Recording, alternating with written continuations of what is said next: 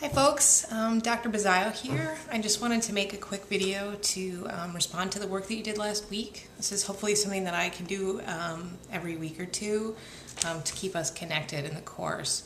So hey, I'm Dr. Bazzaio, Dr. B. It's great to have you in the course. For those of you I've been corresponding with via email, thanks for getting in touch. For other folks I haven't heard from, feel free to talk to me anytime. I had a really nice time reading through your personal information sheets, learning a little bit about you, and reading the first week's posts. I think we've got a lot of different types of people in the room. We've got people who seem to be a bit of drone experts. They know a little bit about what kinds of drones are out there. They know the difference between quadcopter and fixed wing. A lot of folks with a more casual understanding of drones as recreational toys or things that we use for photography. And we got a lot of folks in the class who are international students. So I feel like there's a lot that we can learn from each other. And I think this is a really good group of people. So that's been really wonderful. I loved your brainstorming about drones and feel like you've got a lot of cool ideas about how drones fit into our society that really helped you start our character and narrative exercises last week. So I think you're off to a great start. I did want to give a quick shout out to Devin Perez, who talked in brainstorming about Drone Racing League. I don't know if any of you are familiar with this. I wasn't, so I Googled it, and it's pretty awesome. So I put a little video up in the folder that says Dr. B's videos and notes. Should totally check it out. It looks super fun. So as things sort of come across your desk, so to speak, things that you see about drones that are cool, please share them with us, and I'll put them up on the Blackboard page. People are using drones to do all kinds of stuff, so when you notice something cool, share it with us. So I have a couple things to say about character and narrative. Oh, and I want to say too, I really found your brainstorming about what you have done in English classes to be fascinating, because you say a lot of things in that brainstorming that I was like, yeah, of course, we do a lot of writing, we work on citation a lot in English classes. That's probably not as big a part of this particular lit class as you've experienced in the past. And a lot of you talked about, sort of different literature that you've read, Shakespeare, for example, or Nathaniel Hawthorne, all very sort of typical ways of understanding English. And I wanted to say something about how this class is maybe not typical in the sense it's not maybe quite like other English classes that you've taken before. Yes, we're going to do a lot of writing. Yes, we're going to do a lot of reading. Yes, we're going to be doing a lot of interpretation. But there's one idea about literature kind of driving this course that I wanted to emphasize to you, which is that this course assumes that we can use literature and writing about literature to grapple with big social ideas, big controversial ideas. So you probably read at some point in the course, I hope you saw this, that this class is not a pro-drone or an anti-drone class. This is a class where we just get to think about the phenomenon of drones using literature to do so.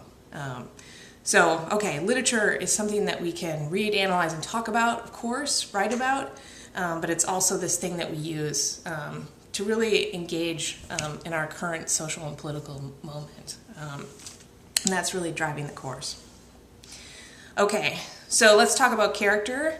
I think this class has an extremely good understanding of character and how characters function to create meaning.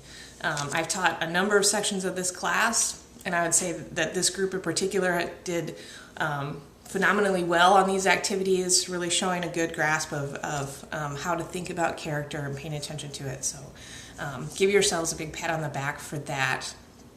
I especially liked, and these are more shout outs, I'm going to try and do this thing where I can talk about other students' work in the course so we feel a little bit more connected, and so you can go back and look at kind of model responses. So there are a few students who are talking, Ruben, Scott, and I think Scott actually, his name on Blackboard might be Chadwick Balfence, and Becca, whose name I think is Rebecca Garza. These folks, and a lot of you are maybe thinking about this, but these folks in particular were writing about drones as a sentient character. I think this is particularly in the We Delivered a Drone, that fake Amazon delivery tag. And I just thought this was so insightful because it kind of gets to a more abstract or metaphorical meaning, something beyond the sort of literal fact that drones, of course, we're working toward having drones that have artificial intelligence, and that's a sort of kind of sentience. But I think if you look at like the Conan jokes and John Oliver and this Amazon delivery, this spoof thing, and think about the drone as a character, as a sentient character, it teaches us something really important, which is that even if drones aren't alive, they're a machine technology that we've created. They are sentient in the sense that I'm trying to figure out how to put this into words exactly. They are so important to our fears and anxieties. So if we want to think about drones as sentient, they're alive with things that we worry about, things that we care about. When we worry about surveillance or we worry about being safe, right? Drones bring those things to life for us in a really interesting way. So I think reading those drone characters as sentient in this way kind of opens up this sort of larger way of understanding why drones are so important out of all of the technological advancements we have in our society. Also, I put up in the Dr. B's notes and videos folder a copy of one of the personal writing assignments from Tanner. He had this really great reading of the cleanup guy on the Conan clip. This was, he made this great point that the cleanup guy as a character is able to convey to us the narrative, the meaning, that drones, which are supposed to be convenient and easy, are going to be a fiasco. Right? This is something that Conan doesn't say explicitly, right? So when we're interpreting for narrative, we have to be looking at like, okay, why would you have a character like the cleanup guy in this little sketch bit, right?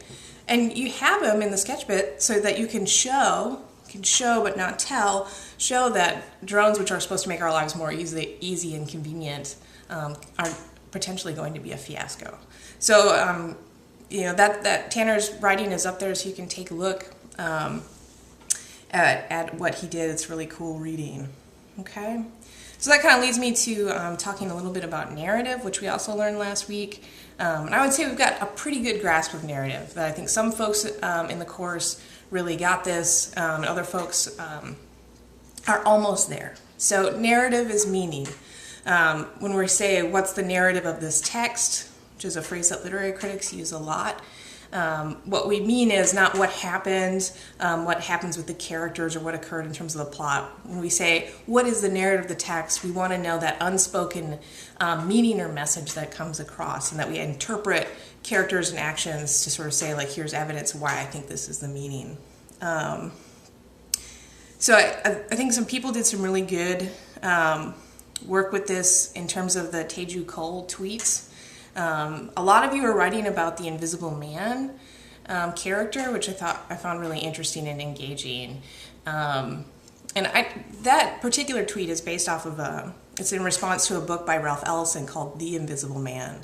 And that novel, Invisible Man, is about what it's like to be black in America. And its narrative, its main point, is that to be black in America is to be invisible in a certain sense, not seen as socially relevant. It's written in the early 20th century.